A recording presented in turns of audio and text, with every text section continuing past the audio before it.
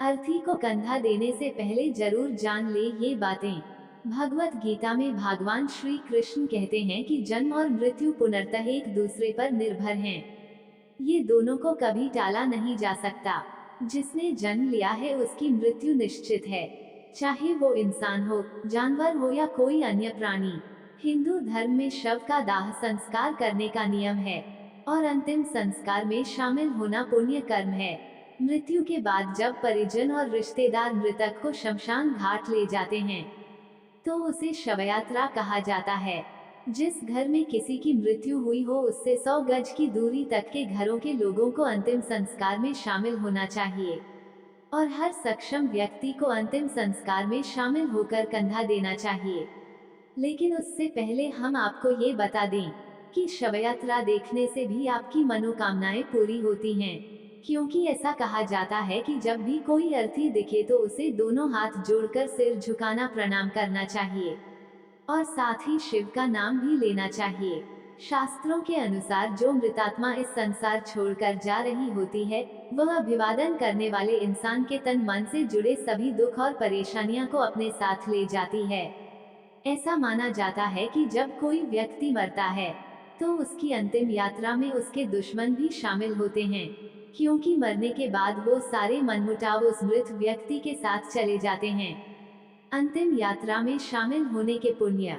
हिंदू धर्म के अनुसार यदि कोई व्यक्ति किसी की अंतिम यात्रा में शामिल होता है और उसकी अर्थी को कंधा देता है तो उस व्यक्ति को उसके हर कदम पर एक यज्ञ के समान पुण्य मिलता है और साथ ही वह व्यक्ति अपने सभी पापों से मुक्त हो जाता है। लेकिन ऐसा करते समय आपको इस बात का ध्यान रखना होगा कि जब आप शव को लेकर शमशान घाट में प्रवेश करें तो किसी भी तरह का अनुचित व्यवहार न करें और न ही किसी बात का मजाक उड़ाएं। यदि कोई भी व्यक्ति किसी भी प्रकार की अनुचित हरकतें करता है तो उसे समय आने पर भगवान को जवाब देना पड़ता है। साथ ही उसे ये भी समझ लेना चाहिए कि आखिरी वक्त में उसे भी यहीं पर ही लाया जाएगा, क्योंकि इससे जुड़े रहस्य को धर्मराज युधिष्ठिर ने एक श्लोक में बताया है। अहन्यहनि भूतानि गच्छन्ति यम मंदिरम शेषा विभूति मिच्छन्ति किमाश्चर्यमथ परम।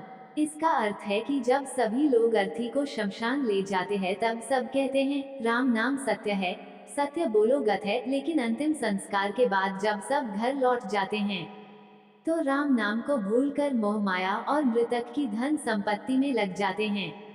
ये राम नाम सत्य है मृतक को सुनाने के लिए नहीं कहा जाता है, बल्कि यह मृतक के साथ चल रहे परिजन और लोगों को सुनाया जाता है कि राम का नाम ही सत्य है, बाकी ये सब मिथ्या है।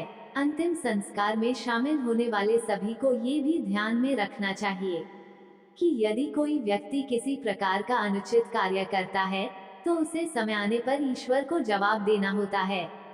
साथ ही उसे ये भी समझ लेना चाहिए कि उसे भी अंतिम समय में यहाँ लाया जाएगा, तब क्षेत्रज्ञ देव उसके साथ क्या करेंगे ये वही जानते हैं। फिर जब वह यमलोक पहुँचेगा तब उसे यमदूत उसके इस कर्म के लिए सजा देंगे। मुक्तिधाम यम का क्षेत्र होता है जहाँ पर यमदेव की ओर से एक क्षेत्रज्ञ देव नियुक्त होते हैं। प्रत्येक क्षेत्र के क्षेत्रज्ञ देव होते हैं और सभी के अलग अलग कार्य होते हैं। अंतिम संस्कार से वापस आते समय इन बताओ का ध्यान रखें। अंतिम संस्कार में शामिल हुए सभी को ये ध्यान रखना चाहिए कि शमशान घाट से लौटते समय कभी भी पीछे मुड़कर नहीं देखें। बिना मुड़े अपने घर की चल देना चाहिए और रास्ते में किसी नदी या फिर तालाब में कपड़े पहने हुए ही स्नान ध्यान करना चाहिए और मृत व्यक्ति के नाम पर जल अर्पण करना चाहिए और फिर घर की ओर चल देना चाहिए।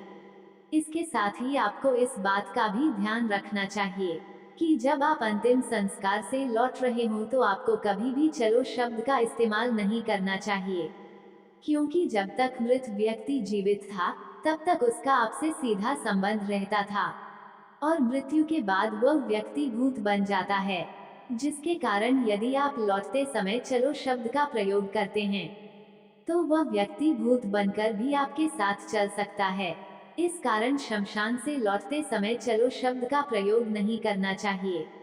वहीं शास्त्रों में यह नियम है कि जो व्यक्ति ब्रह्मचर्य का पालन करता है वह व्यक्ति अपने माता पिता और गुरु के अलावा किसी अन्य व्यक्ति को कंधा नहीं दे सकता है और न ही किसी व्यक्ति की शव यात्रा में शामिल हो सकता है। यदि वो व्यक्ति ऐसा करता है तो उसका ब्रह्मचर्य भंग हो जाता है। इसी प्रकार अंतिम संस्कार से लौटने के बाद नीम की दातून करनी चाहिए और फिर लोहा, आग, पानी और पत्थर को छूना चाहिए। दरअसल मनुष्य के स्थूल शरीर शमशान घाट के संपर्क में आने से दूषित हो जाते हैं और शमशान घाट से आने के बाद अगर आप इन चीजों को छूते हैं तो शरीर की अशुद्धियां खत्म हो जाती हैं। वहीं जो लोग अंतिम संस्कार में शामिल होते हैं उन्हें एक दिन का सूतक का पालन अवश्य करना चाहिए। जो व्यक्ति शव को छूता है उसे 3 दिनों तक और जो अर्थी को कंधा देते हैं उन्हें 8 दिनों तक सूतक का पालन करना चाहिए और इस दौरान आपको किसी भी मंदिर में नहीं जाना चाहिए, किसी धार्मिक कार्य में भाग भी नहीं लेना चाहिए और किसी साधु को दान भी नहीं करना चाहिए। शमशान घाट पर कौन से भगवान विराजमान होते हैं? शमशान घाट से जुड़ा एक महत्वपूर्ण धार्मिक पहलू यह है कि हिंदू धर्म के धार्मिक ग्रंथों में भगवान शिव और माता महाकाली को शमशान घाट का देवता माना गया है। इस स्थान पर महादेव भस्म लगाकर ध्यान में लीन रहते हैं, वहीं इस स्थान पर मां काली बुरी आत्माओं पर नजर रखती हैं। हिंदू धर्म की मान्यताओं के अनुसार भगवान शिव मृतकों को अपने भीतर समाहित कर लेते हैं और इस प्रक्रिया में अगर कोई भी बुरी शक्ति प्रभावित करने की कोशिश करता है तो उसे मां महाकाली के कोप का सामना करना पड़ सकता है। यही कारण है कि रात्रि में शमशान घाट से गुजरने से मना किया जाता है।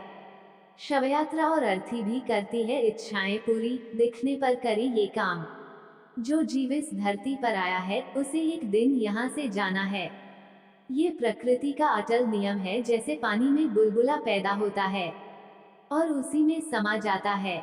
इतिहास साक्षी है, बड़े बड़े महारथी और तपस्वी हुए हैं जिन्होंने मृत्यु पर विजय पाने का प्रयास किया लेकिन कोई भी सफल नहीं हो पाया। भगवत गीता में भगवान कृष्ण कहते हैं, मृत्यु एक ऐसा सत्य है जिसे टाला नहीं जा सकता। जिसने जन्म लिया है उसकी मृत्यु निश्चित है।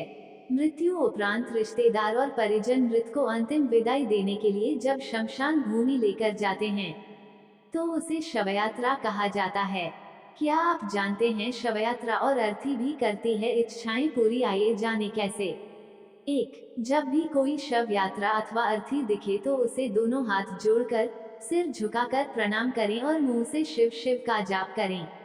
इस संदर्भ में शास्त्र कहते हैं, जो मृतात्मा संसार छोड़कर जा रही होती है वो अभिवादन करने वाले व्यक्ति के तन मन से जुड़े सभी संताप हर कर अपने साथ ले जाती है।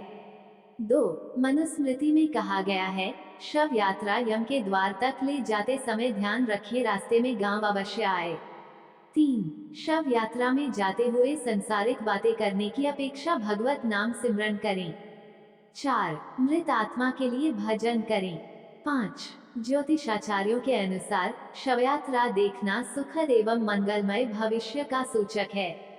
माना जाता है कि शव यात्रा को देखने से अधूरे काम पूरे होने की संभावनाएं बनने लगती हैं, दुखों का नाश और सुखी जीवन का आगाज होता है। 6. अर्थी को कंधा देने से यज्ञ के समान पुण्य लाभ होता है। 7. ब्राह्मण की अर्थी को कंधा देने से व्यक्ति जितने कदम चलता है उसे उतने यज्ञ का लाभ मिलता है। साधारण जल में डुबकी लगाने से पवित्र हो जाता है। तो मित्रों, उम्मीद करता हूँ कि आपको हमारी आज की ये वीडियो पसंद आई होगी। अगर पसंद आई हो तो इससे ज्यादा से ज्यादा लाइक और शेयर करें।